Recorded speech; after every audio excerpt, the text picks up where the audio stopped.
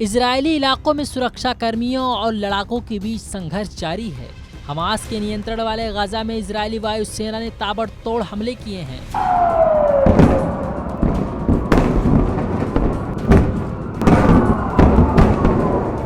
युद्ध की घोषणा के बाद से इजरायली विमानों ने गाजा पट्टी के 426 ठिकानों को निशाना बनाया है। अभी तक के युद्ध में करीब 900 इजरायली लोगों की मौत हुई है, जबकि दोनों तरफ से हुई मौतों का आंकड़ा 1000 के पार पहुंच चुका है।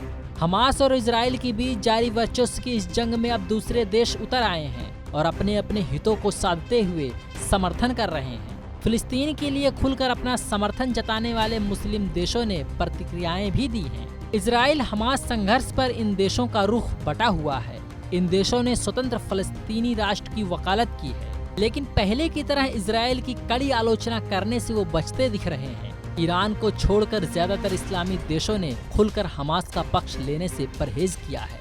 इस्लामी देशों के सबसे बड़े और अहम संगठन ऑर्गेनाइजेशन ऑफ इस्लामिक कोऑपरेशन यानी OIC ने इजराइल की कड़ी आलोचना के बजाय सधी प्रतिक्रिया दी है।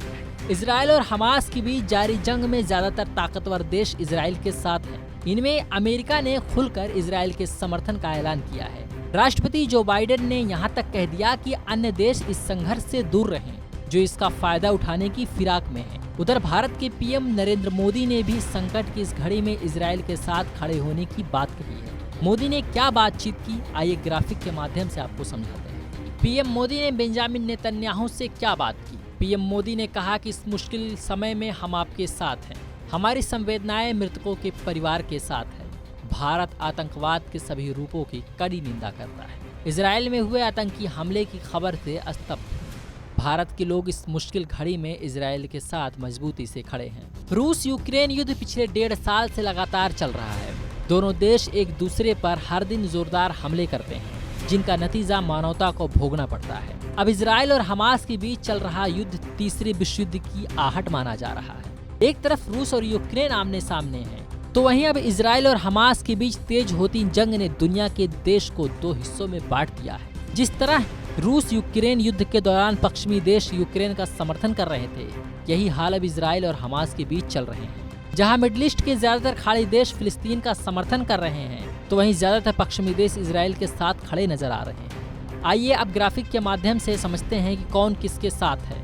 इजराइल हमास जंग में कौन किसके साथ? America, Britain, France, Germany, Bharat, Australia, Albania, Austria, Brazil, UAE, Bahrain Israel के समर्थन में हैं। तो वहीं दूसरी तरफ हमास के समर्थन में कौन कौन है?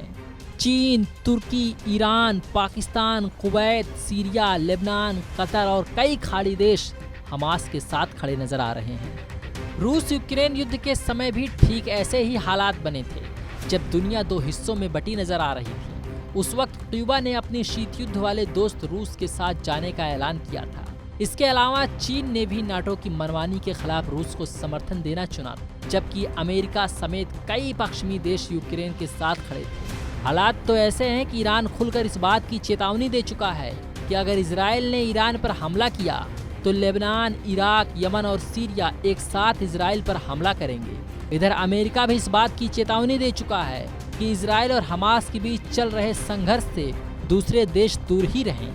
अगर इस्लामिक देश एक साथ इजराइल को निशाना बनाते हैं तो निश्चित ही अमेरिका खुलकर मदद करेगा। रक्षा विशेषज्ञ मानते हैं कि अगर ऐसे हालात बने तो अमेरिका के दुश्मन देश इस्लामिक देशों की मदद कर सकते हैं और अमेरिका के मित्र देश इजराइल के साथ खड़े हो सकते हैं। हालात यूं ही बिगड़ते रहे तो ये युद्ध तीसरे विश्व युद्ध का कारण भी बन सकता है।